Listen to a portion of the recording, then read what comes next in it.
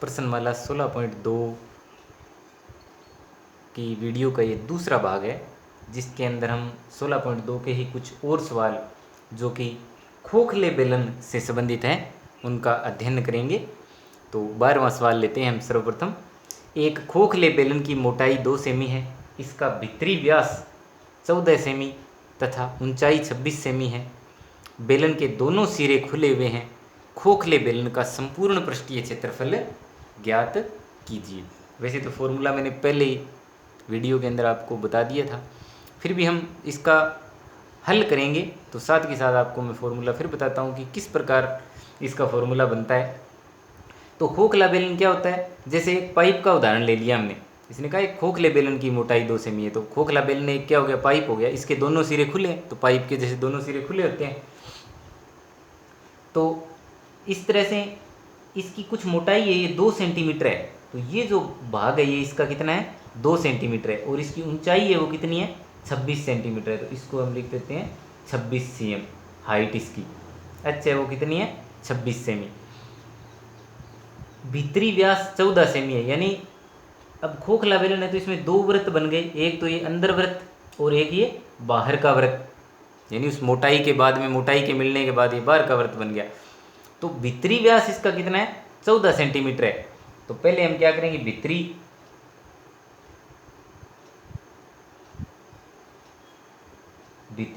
त्रिज्या निकालेंगे। तो बेलन की भीतरी त्रिज्या,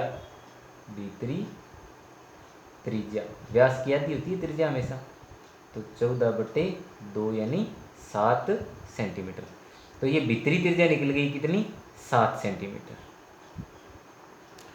और बाहरी त्रिज्या क्या हो जाएगी, क्योंकि ये 2 सेमी इधर जुड़ रहा है, त्रिज्या के अंदर जुड़ेगा। देखो इधर से 7 देखेंगे तो ये भी 7 और इधर ये जुड़ जाएगा। कितने सेंटीमीटर, 2 सेंटीमीटर।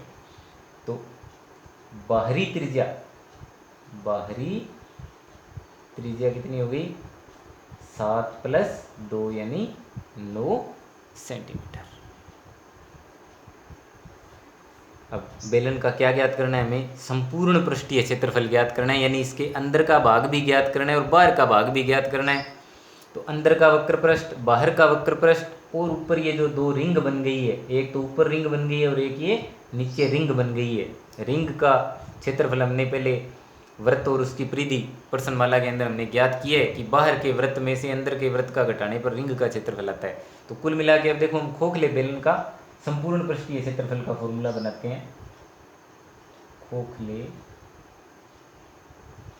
बेलन का संपूर्ण पृष्ठीय क्षेत्रफल बराबर 2πr1h। एक त्रिज्या को हम r1 मान लेते हैं, बाहरी को r1 मान लिया और भीतरी को क्या मान लिया, r2। तो ये r1 r2 हुई।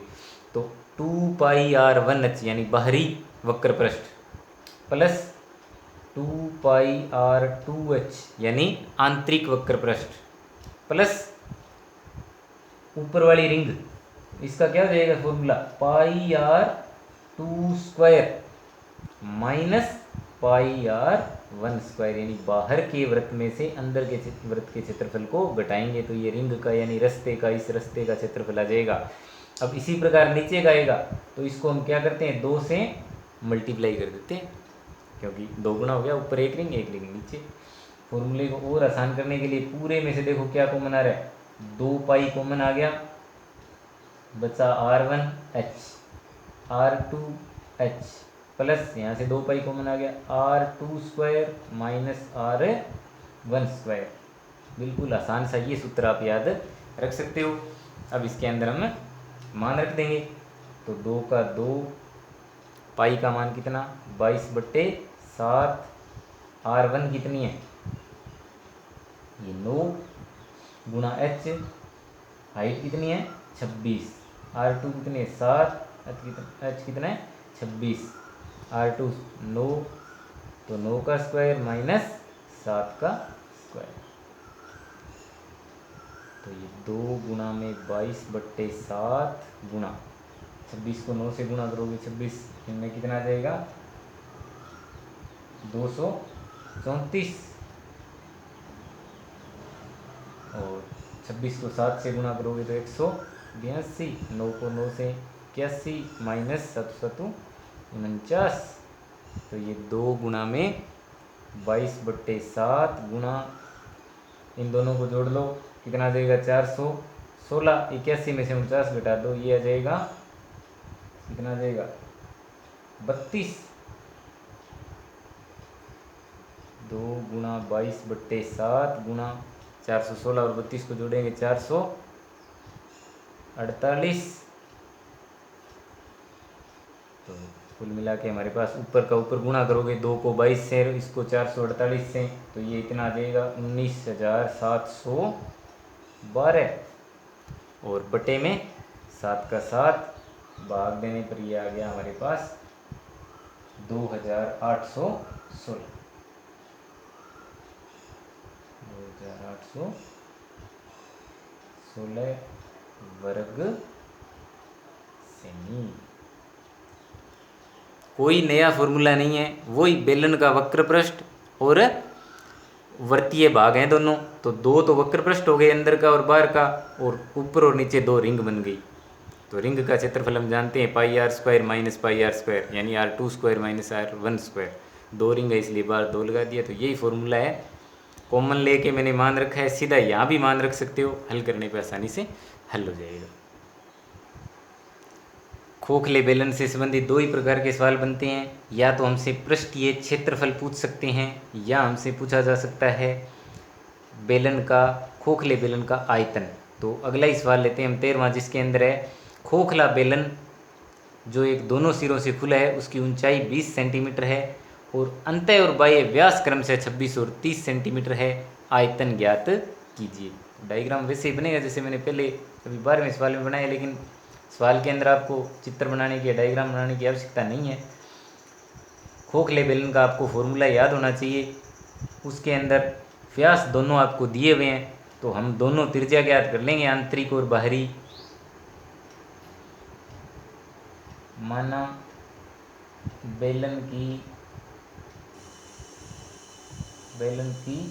बाहरी त्रिज्या व्यास कितना है 30, तो 30/2 कितनी हो जाएगी 15 सेंटीमीटर, तथा अंतः त्रिज्या या आंतरिक त्रिज्या कितनी हो जाएगी 26/2 यानी 13 सेंटीमीटर। ऊंचाई गिवन है अलग से, कितनी है 20 सेमी। अब खोखले बेलन का आयतन, खोखले बेलन का आयतन,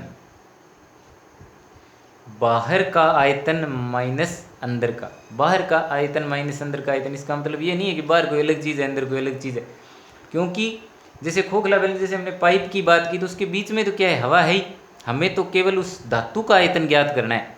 तो बाहर माइनस आंतरिक, क्योंकि बीच में तो कोई धातु लगी हुई नहीं है। तो खोखले बेलन का आयतन ज्ञात करना है, यानी उसका जो उसके अंदर धातु लगी हुई है उसका आयतन हमें ज्ञात करना है। धातु लगी हुई है या पत्थर लगा हुआ है, जिस भी चीज़ की जो बेलन बना हुआ है उसका हमें आयतन ज्ञात करना है। तो खोखले बेलन का आयतन, वैसे बेलन का आयतन क्या होता है πr²h। अब बाहर की त्रिज्या हमने 2 मान ली, r2, तो इसको r2 कह देंगे, माइनस πr1²h। पाई कॉमन लेंगे, h भी कॉमन ले लेंगे, तो बचा कितना r2² माइनस r1²। इतना ही केवल आप फॉर्मूला याद रख सकते हो। मान रख दोगे 22/7, h का मान 20, r2 का मान कितना है 15, तो 15²। इसको r2 r1, बड़े वाली को r2 मान लो, छोटे वाली को r1 मान लो, कोई फर्क नहीं पड़ता इसमें, r2 r1 आसानी के लिए कि माइनस में आंसर नहीं आएगा यहाँ पर। r2² माइनस r1², तो ये आ जाएगा 13 का स्क्वायर।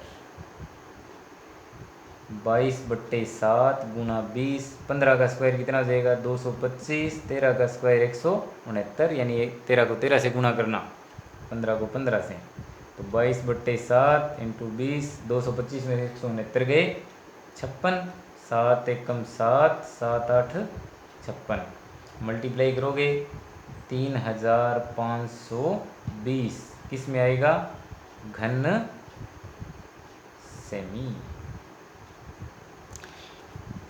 इस प्रश्नमाला के या अन्य प्रश्नमालाओं के भी आपको अगर लिंक्स की ज़रूरत होती है तो वो नीचे आप इसके डिस्क्रिप्शन में जाओगे तो आपको लिंक प्राप्त हो जाते हैं और वहाँ से लिंक क्लिक करके आप इस 16.1 के या 16.2 के बाकी प्रश्नों को उस लिंक पर क्लिक करके आप देख सकते हो। धन्यवाद।